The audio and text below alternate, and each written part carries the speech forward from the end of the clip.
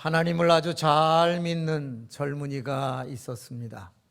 얼마나 하나님을 잘 믿었는지 20대에 그는 특별한 옷을 입고 다녔는데 그 옷 끝에 술이 달려 있었고 그 술의 개수는 613가지였다고 합니다. 저녁이 되면 하나씩 둘씩 술을 넘기면서 내가 하나님의 법 어긴 것이 무엇인가를 체크할 만큼 하나님을 잘 믿었다고 합니다. 그는 난지 8일 만에 할례를 받았으며 가마리엘 문화에서 열심히 율법과 공부를 했고, 그리고 그는 바리새인 중에 바리새인이었으며 초대 이스라엘 왕이었던 베냐민 지파의 사람이기도 했습니다. 그는 너무 하나님을 잘 믿는 것, 그것은 그의 의였으며 그의 긍지였던 것이지요. 그러던 어느 날 그는 듣지 말아야 할 소식을 듣습니다. 한 젊은이가 동네에 나타나서 자기가 하나님의 아들이라고 외치고 다니는 것입니다. 어느 날은 이렇게 말합니다. 하나님과 나는 하나이다. 이 사울은 너무 기가 막혔습니다. 어떻게 이렇게 신성을 모독할 수 있을까? 그리고 드디어 그는 내가 가만히 두지 아니하리라 이를 갈고 있던 어느 날 그가 죽었다고 하는 소식을 듣습니다. 다행이네. 내 그럴 줄 알았어. 감히 신성 모독을 해? 그러면서 그는 다시 마음을 가라앉히고 있던 어느 날 웬일입니까? 그가 살아났다고 소문이 들려옵니다. 그리고 그의 제자들이 이 동네 저 동네 다니면서 제자를 만들어 가는데 하루에 3,000씩 돌아온다는 소식을 듣습니다. 야, 이 이단 무리들 봐라. 감히 이제는 거짓말을 하고 다녀. 그렇게 생각했던 사울은 그 무리들을 죽이기로, 잡아넣기로, 체포하기로, 결박하기로 마음을 먹고 대제사장에게 찾아가 체포영장을 발급받습니다. 그리고는 자기의 사람들과 대제사장의 사람들을 데리고 말을 타고 사람을 잡으러 다니니 온 유대와 갈릴리, 사마리아에 있는 모든 교회들을 핍박하며 박해하기 시작을 합니다. 얼마의 시간이 흘렀을까요?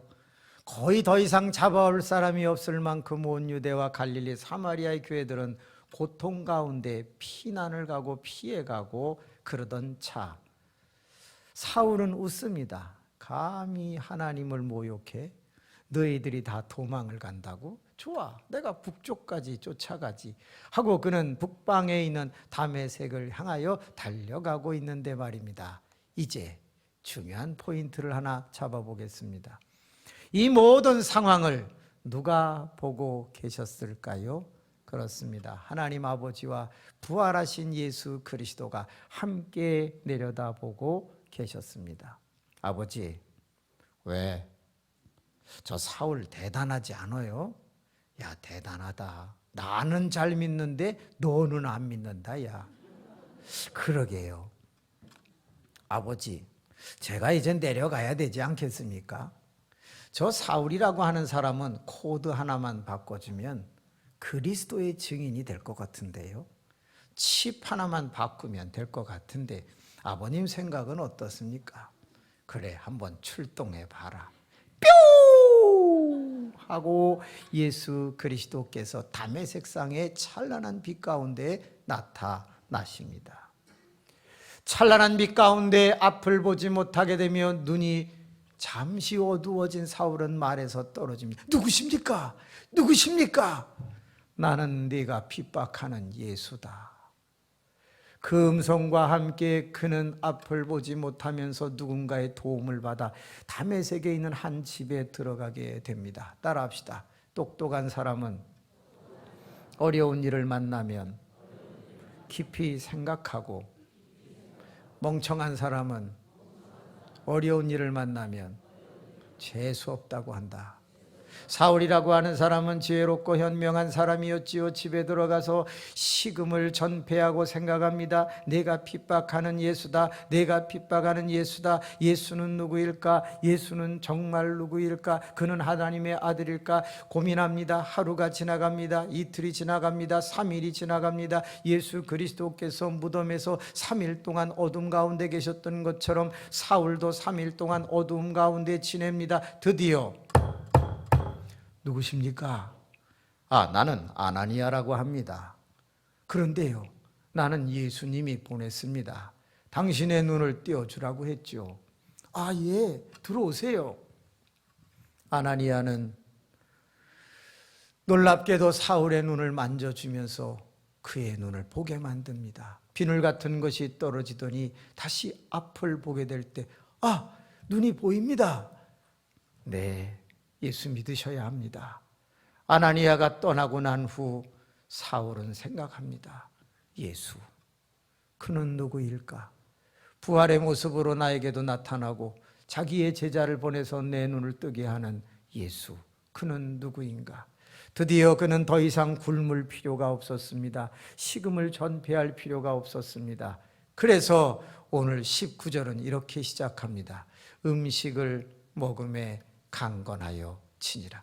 내가 더 이상 굶을 이유가 무엇인가? 나는 깨달았다. 예수가 누구인지를 알았다. 그리고 그는 밥을 먹습니다. 드디어 강건해지자 제일 먼저 한 일이 무엇입니까? 다메섹에 있는 제자들을 찾아가 며칠 동안 같이 있으면서 예수가 누구인가에 대해서 배우기를 시작합니다. 어느 날 저는 20절 첫 번째 시작하는 단어에서 그만 가슴이 찌릿찌릿해 오기 시작했습니다.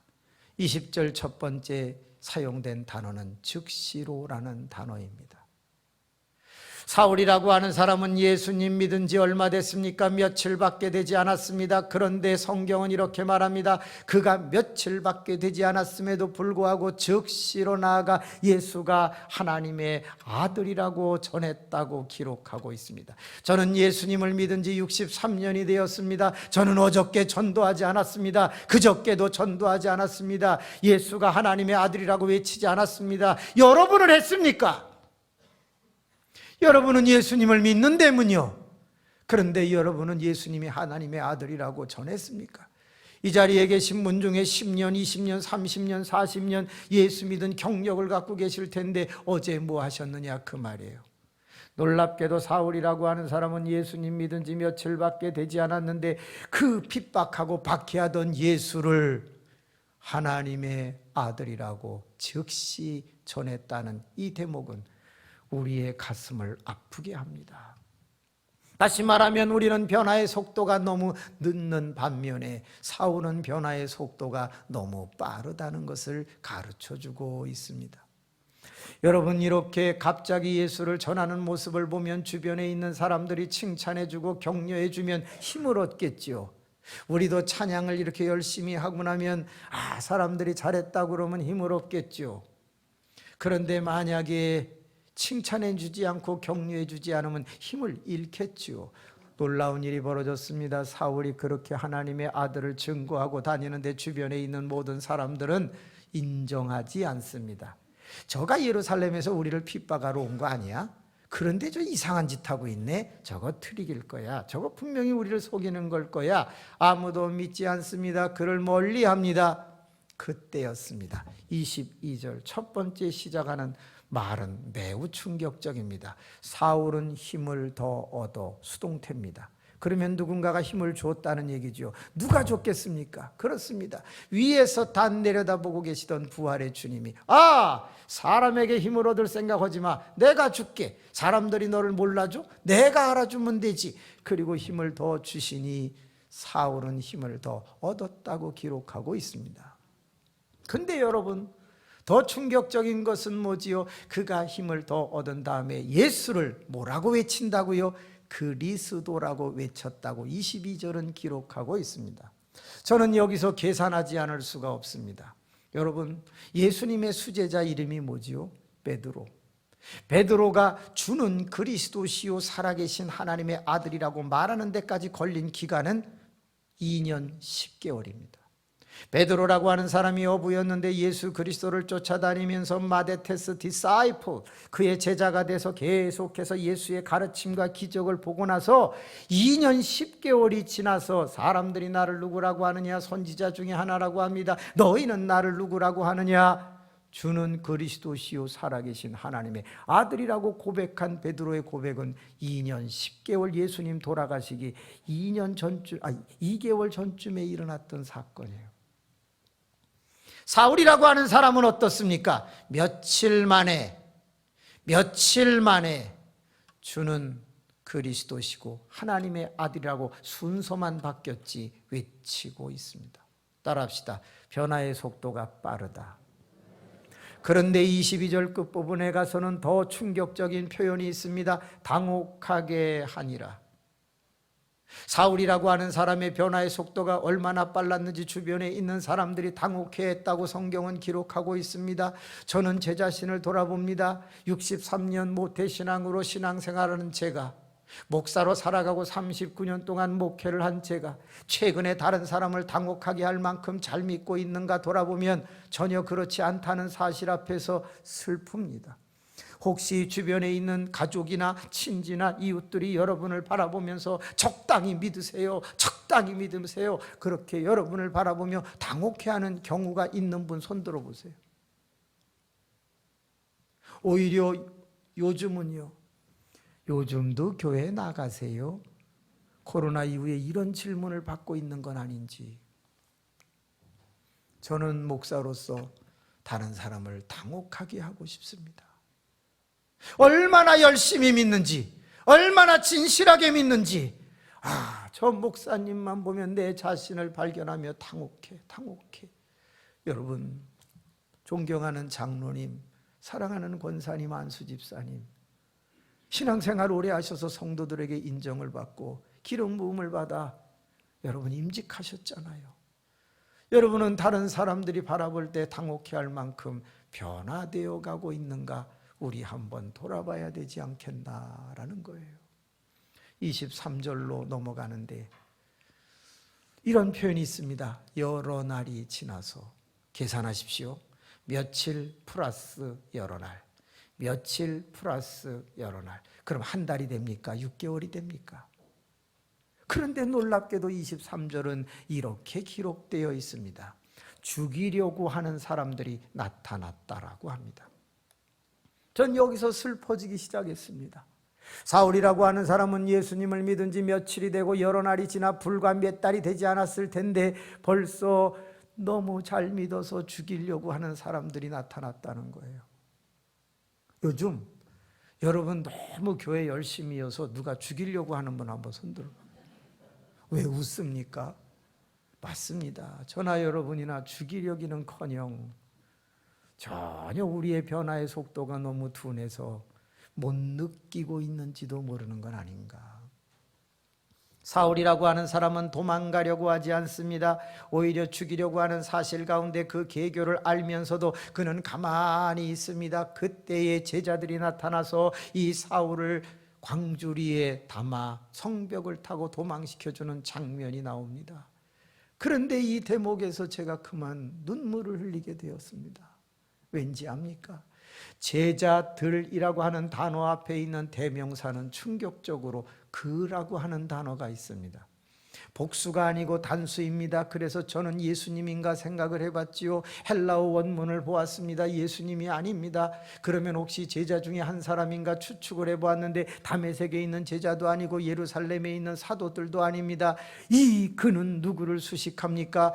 사울을 말하고 있습니다. 그러면 여러분 이상하지 않나요? 예수 믿은 지 며칠밖에 되지 않고 여러 날밖에 되지 않았는데 벌써 목숨을 건 그의 제자들이 생겼다고요. 뭔가 이상하지 않나요? 1년도 아니고 2년도 아닌데 어떻게 사울에게는 불과 며칠 플러스 여러 날밖에 되지 않았는데 그 스승이 위험함을 직감하고 자기들이 광주리를 만들어서 거기에 피신시키다가 자기가 잡히면 대신 죽을 수도 있는데 목숨을 건 제자들이 나타날 수가 있느냐 이 말이에요. 여러분에게는 제자가 있습니까? 저는 39년의 목회를 했는데 저에게 제자가 있는가를 돌아보면 괜히 슬퍼집니다. 나에게는 제자가 있는가? 여러분, 7월 17일이 무슨 날입니까? 제헌절. 10월 3일이 무슨 날입니까? 개천절. 12월 25일은요? 크리스마스. 7월 14일은요? 제 생일입니다. 7월 14일이 되면 우리 부교육자들 10명에서 18명이 전부 케이크를 사갖고 왔어요. 그리고 몇만 원씩 걷어갖고 30만 원 따라합시다. 상품권. 그것을 가져다가 저에게 주면서 해피 버스데이 투유를 불러주었어요. 나는 그들이 다 제자인 줄 알았지요. 그리고 그들에게 7교회를 개척시켜 주었습니다. 작게는 2억, 많게는 18억을 지원해 주면서 그들이 다 목회할 수 있도록 했고, 그리고 개척 나갈 때 12가정까지는 데리고 갈 수 있도록 허락했습니다. 그리고 자립할 때까지 운영비와 담임 목사 사례비를 대주었습니다. 다 제자라고 생각했으니까. 왜? 케이크 갖고 왔잖아. 상품권 갖고 왔잖아. 그런데 다 개척을 시켜주고 난 뒤 저는 수지로 갔습니다. 그런데 이게 웬일입니까? 7월 14일 날 아무도 오지 않습니다. 상품권도 보내지 않습니다. 더 충격적인 건 문자도 오지 않습니다. 이게 제자입니까? 목숨을 거는 건 고사하고 어떻게 상품권을 잊을 수가 있냐 이 말이에요. 네? 어떻게 케이크를 잊을 수가 있냐 이게. 당뇨병 환자가 케이크를 먹겠다는 게 아니야 이게. 어떻게 기억을 안 할 수가 있냐 이거. 연락했습니다. 오늘부터 나 아는 척하지 말자. 너네 나네 각각 목회자의 길을 갈 뿐 나는 너희를 제자라고 생각하지 않는다 하고 다 정리했습니다. 그리고 전부 재정을 독립시켜 주었습니다. 다 이제 너희 걸로 분할해 준다. 그 다음 해가 되자 다 찾아왔습니다. 따라합시다. 케이크, 상품권. 그러나 저는 지금도 과연 그들이 나의 제자인가 이런 생각을 해봅니다. 어느 날 한 400여 명의 교인들과 함께 예배를 드리고 있던 때였죠. 그때 문득 제 심장이 나빠지고 있다는 것을 의사에게로 듣고 나서 목사님 계속 관리하지 않으면 5년 안에 세상 떠납니다 라는 말을 들었죠. 겁을 주려고 하나보다 라고 생각을 했는데 그게 자꾸 머리에서 떠나지를 않습니다. 그러던 어느 날 설교를 하다가 우리 교인들이 저를 사랑의 목사, 좋은 목사라고 자꾸 칭찬을 하니 확인하고 싶었습니다. 여러분, 제가 콩팥이 좋지 않은데 혹시 신장 이식 수술을 해주실 수 있는 분 한번 손 들어보세요. 그랬더니 6명이 손을 듭니다. 근데 전부 권사님들이 들어요. 70 넘은 권사님이 드시는 거예요. 그래서 제가 설교를 하다 말고 권사님 감사하기는 한데 그거 넣어봐야 몇 년 쓰겠습니까? 자기가 70년 써먹은 거 째고 넣고 꼬매고 아프기나 하지 좀 젊은 사람이 손을 들어야 되지 않겠습니까? 그 교인들이 다 웃었어요. 그리고 예배를 마친 후에 나가면서 6분에게 그래도 고맙다고 인사를 드렸습니다. 그랬더니 3분은 뭔지 모르고 또 손을 들었다고 그래요. 따라합시다. 권사님은 깝깝하다. 그 다음 주일날 다시 단에 서서 진지하게 설교를 하다 말고 여러분 다시 한번 물을게요. 저보다 나이가 어린 남자분이 한번 손을 들어주세요. 콩팥 주실 분 손 들어보세요. 그랬더니 2사람이 손을 듭니다. 그래서 진짜 줄 거예요? 드립니다! 좋아요. 오늘부터 의형제 합시다. 그랬더니 교인들이 막 박수를 칩니다. 왜? 이제 내 거 안 줘도 된다. 네 거 줘라. 그러면서 그냥 막 격려를 허벌나게 하기 시작을 했습니다. 몇 달이 지났습니다. 예, 들어오세요. 형님! 의동생이 왔습니다. 아유, 웬일이야? 형님! 알았어. 왜? 돈 좀 꿔주세요. 내가 돈이 어딨어. 은행 친구들 많잖아요. 돈 좀 꿔주세요. 그래, 얼마를? 8천만 원. 얼마를? 알았어, 해볼게.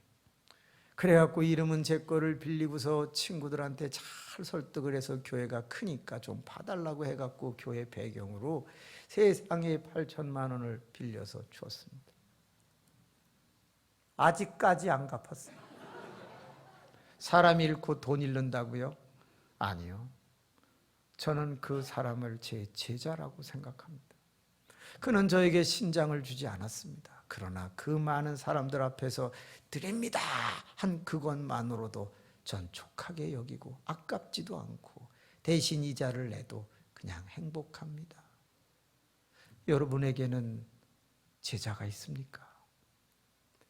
이 코로나 팬데믹, 엔데믹 현상을 지나가고 있는 포스트 코로나 시대에 내가 경제적으로 어려워지고 쫓기고 있는데 세상에 여러분의 일용할 양식을 함께 공급해 줄 제자가 없단 말입니까?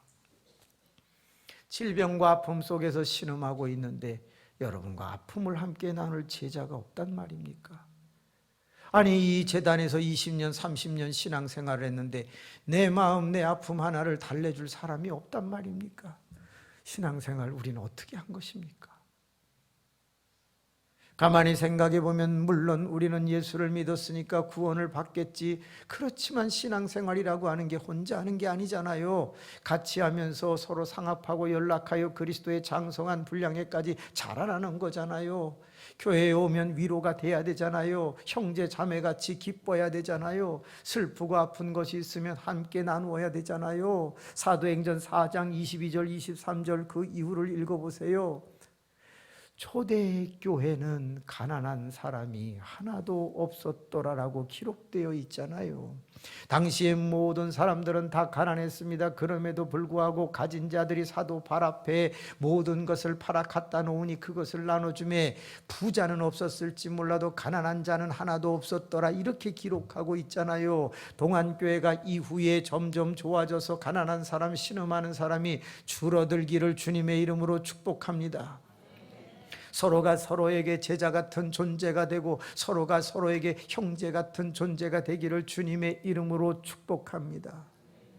저는 그냥 이게 너무 부러운 거예요. 사울이라고 하는 사람에게 어떻게 1년도 채 되지 않은 것 같은데 목숨을 건 제자들이 만들어질 수 있는가? 따라합시다. 진짜면 제자가 만들어진다.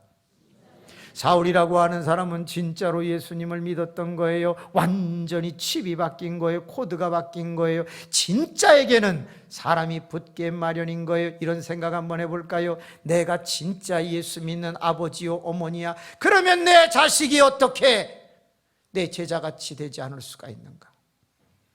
내가 진짜 예수님을 믿는 사람이라면 내 목장에 있는 사람들과 내 구역에 있는 사람들이 어떻게 나를 닮지 않을 수가 있는가 말이에요. 내가 가짜니까, 내가 적당히 하니까 그들도 그렇게 가는 것은 아닐까. 사울이라고 하는 사람은 진짜였던 거예요. 그러니까 사람들이 볼 땐 내가 저렇게 예수를 진짜로 믿는 사람 앞에는 제자가 되어 목숨을 내놓는다 할지라도 아깝지 않다고 생각하는 것이죠. 왜 저는 진짜가 아니었나? 왜 저는 참된 예수 그리스도의 제자의 모습을 보이지 않아? 저의 삶 속에는 39년의 목회 속에 목숨을 건 제자들이 없는 걸까? 반성해 보게 되는데 여러분은 어떻습니까? 사울이라고 하는 사람은 광주를 타고 도망을 갑니다. 어디로 갔습니까? 성경 26절은 예루살렘으로 갔다고 기록하고 있습니다. 예루살렘에 간 이유도 자기가 피신하기 위해서 간 건 아니지요. 왜 갔습니까? 그래요. 예수님의 직접 제자 사도를 만나러 간 겁니다. 사도뿐만이 아니라 다른 제자를 만나러 갔는데 26절 27절에 그 사도와 제자들은 사울을 믿지 않았습니다. 그들을 두려워했습니다. 사울을 두려워했습니다. 그래서 사도도 제자들도 다 사울을 피하기 시작했습니다. 누가 내려다보고 계십니까? 부활의 주님이. 여러분 예배드리고 있는 이 현장에서 기억하십시오. 부활의 주님은 다 내려다보고 계십니다. 누가 얼마나 진지하게 하는가, 누가 얼마나 철저하게 하는가, 얼마나 경건하게 하는가, 마음을 다하여 성품을 다하여 뜻을 다하여 목숨을 다하여 아버지께 예배하는가 다 보고 계십니다. 사울아, 너 외롭지? 예루살렘에서 사도들만큼은 너를 환영해 줄 줄 알았지.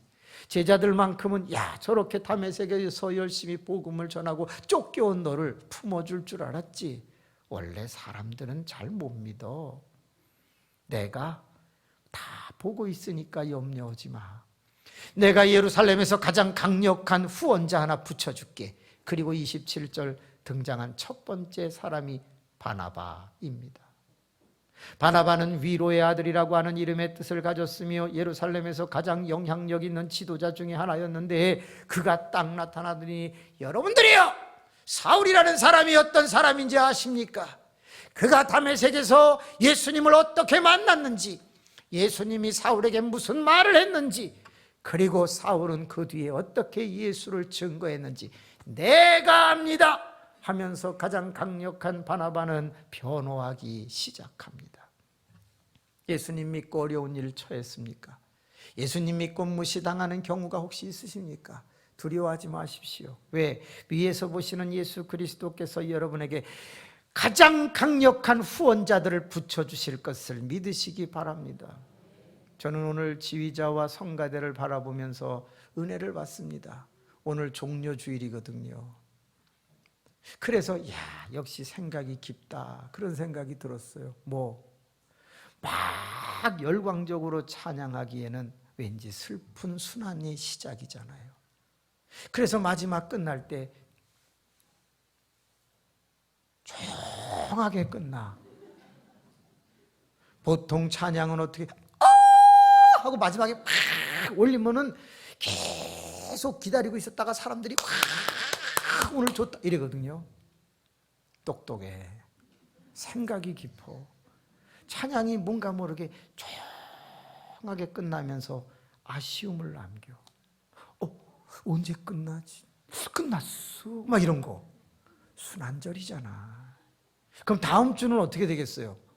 따라합시다. 뒤집어진다. 이제 안 뒤집어지면 교회 옮겨야 됩니다.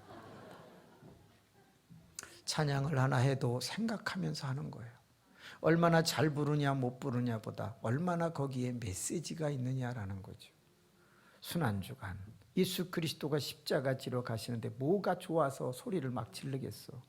호산나 호산나 다윗의 자손이요 우리를 구원하소서. 그들은 철없이 외쳤지. 근데 분이엘 성가대는 달라. 생각을 깊이 해서 잔잔하게.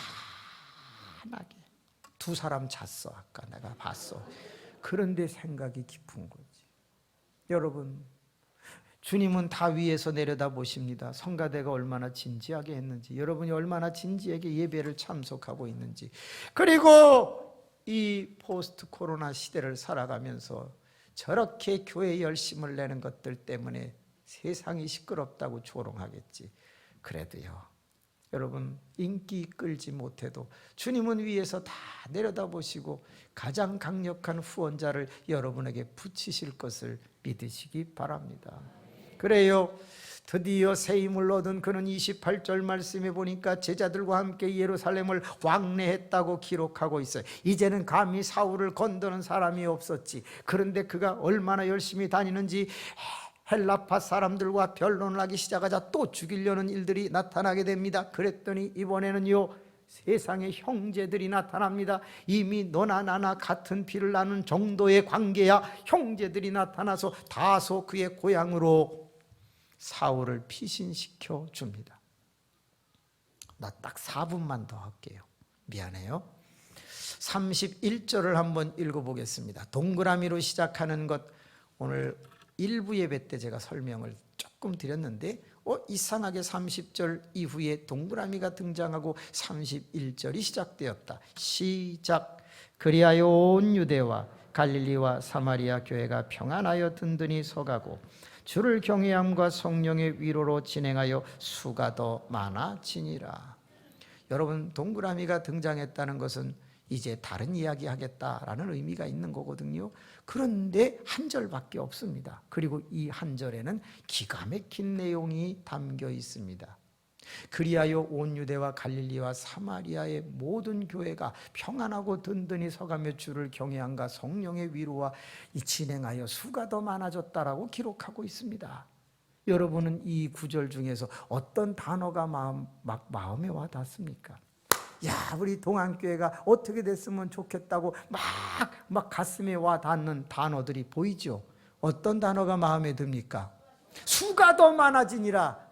12월 31일 송구영신 예배 드릴 때 이 자리에 몇 명 있는다고요? 아멘. 누가 책임져야 된다고요? 내가. 누나 할렐루야. 꼭 책임지시기 바랍니다. 머리 훅 가시는 만큼 교회가 일어나기를 원합니다. 막 머리가 세워진 만큼 그냥. 그래요. 수가 더 많아지니라. 이 단어가 마음에 와닿지요. 또 어떤 단어가 마음에 와닿아요? 평안. 그렇죠. 교회가 평안한 게 얼마나 좋아. 또 어떤 단어가 마음에 와요? 이야, 든든히 서가고 주를 경외하고 성령의 위로 다 마음에 왔죠. 그런데 저와 유 목사님은 다른 단어가 마음에 와요. 뭔지 아세요? 그리하여입니다. 그리하여라고 하는 것은 연결 접속사인데요, 이 그리하여라는 단어가 품는 놀라운 뜻을 아시죠? 그렇기 때문에, 그러므로 인하여, 그로 말미암아라는 뜻을 갖고 있습니다. 무슨 뜻이지요? 19절부터 30절까지 사울이라고 하는 사람의 변화의 속도 때문에 교회의 성장이 이루어졌다라는 설명을 해주고 있는 단어가 그리하여예요.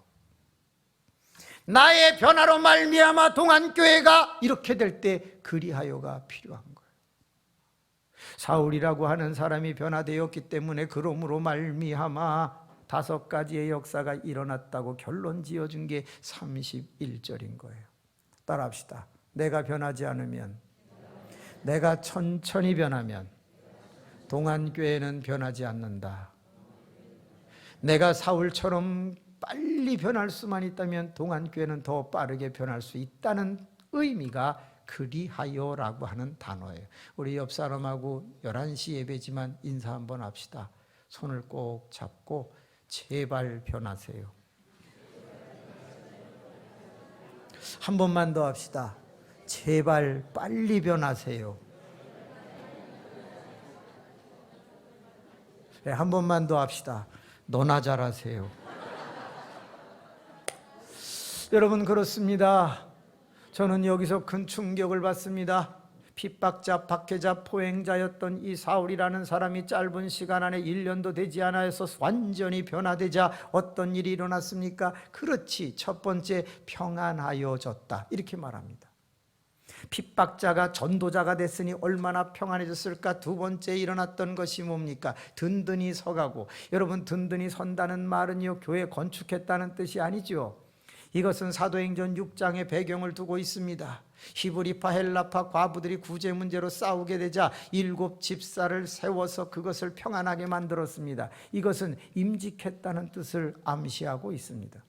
그러므로 모든 교회가 자꾸 부흥하면서 탄탄하게 기둥 같은 임직자들이 세워지면서 교회가 아주 잘 세워져 가고 부흥했다는 것을 말해줍니다. 동안교회의 새로운 일꾼들이 우죽순처럼 일어나게 되기를 축복합니다. 세 번째 나타나는 것이 주를 경외함이라고 하는 현상입니다. 여러분, 이 주를 경외함이라는 것은 은중간 박사가 쓴 책에 보면 이렇게 기록되어 있습니다. 초대 예루살렘 교회는 어려웠다. 온 유대와 갈릴리, 사마리아 교회 모두가 가난하고 병들고 힘들었다. 그런데 이게 웬일인가? 당시에 예배를 6시간씩 드렸는데 예배를 드리던 중에 말씀 예전과 성찬 예전을 참여하는 사람들이 치유가 일어나기 시작했다. 그들은 너무 감격해서 하나님께 영광과 찬송을 돌리며 예배를 드리기 시작했다. 그 영광과 찬송을 돌리며 드리는 축제 예배를 주를 경외함이라고 표현했다, 이랬습니다. 저는요, 4월 9일 부활주일날 이 제단이 꽉 차며 축제 예배가 드려지기를 원합니다. 분이엘 성가디는 아주 찢어놓기를 바랍니다. 이렇게 두 손 들어보세요. 성가대만 할 수 있다. 시작. 하면 된다! 가자! 아, 대단해. 연세 드신 두 분은 혈압이 올랐나 봐요. 얼굴이 빨개졌어. 주님, 쓰러지지 않게 하여 주옵소서. 다음 주에 제가 와볼지도 모릅니다. 만약에 현찮았다, 부흥에 다시 해버립니다. 여러분, 놀라운 거예요. 주를 경외함의 역사가 일어나더니 그 다음에 성령의 위로라고 하는 것이 네 번째 현상에 나타났는데, 온 유대와 갈릴리와 사마리아 교회에 성령의 위로가 나타났다. 여러분, 위로라는 단어 옆에 1번 가로가 붙어 있다는 거 아시죠? 성경 밑으로 내려가 보면 다른 단어로 번역할 수 있다. 뭐예요? 후원. 여러분, 위로라는 것은 사람의 마음을 달래주는 것 같은 정도의 의미를 갖지만 후원이라고 하면 구체적으로 도와주는 느낌이 들지요. 온 유대와 갈릴리, 사마리아 모든 교회들이 후원받기 시작했다는 거예요. 사람이 모자라면 사람이 되고, 물질이 모자라면 물질이 가고, 은사가 부족하면 놀라운 은사가 막 교회마다 쏟아지기 시작했다는 거예요. 동안교회에 성령의 후원이 나타나기를 원합니다. 성가대에 더 놀라운 일이 일어나게 되기를 원합니다. 바라기는요, 금년에 많은 영혼들이 모여서 오케스트라도 생기기를 바랍니다. 아멘이 작아서 없던 걸로 하겠습니다. 여러분, 큰 역사가 일어나 성령의 후원도 일어나고 재정의 후원도 일어나고, 빚이 있다면 빚도 갚게 되기를 축원합니다. 마지막으로 나타났던 것이 무엇입니까? 수가 더 많아지니라. 아니, 이렇게 엄청난 역사가 사울 하나 바뀜으로 말미암아 일어났으니 수가 더 많아지니라. 그래요. 온 유대와 갈릴리와 사마리아에 있는 모든 교회들은 정말 아름답게 흥왕하고 왕성해졌으니 동안교회의 부흥은 이미 접수되었습니다. 하나님께서 이루어 가실 줄로 믿습니다. 마지막 인사하겠습니다. 옆 사람 손을 잡고요, 이렇게 합시다. 당신이 한 명만 담당해 주세요. 내가 2명을 담당할게요. 자, 그러면 우리는 700명을 향하여 나아갑니다. 하실 수 있죠? 준비! 뭐 체육대회 왔어요? 야하게? 하나님, 저분 흥분하지 않게 해주시고 정신 차리게 해주십시오. 준비! 아유, 좋아. 할 수 있다! 하면 된다! 하자! 성가대 감사합니다. 그리고 2층도 감사합니다. 기도하겠습니다.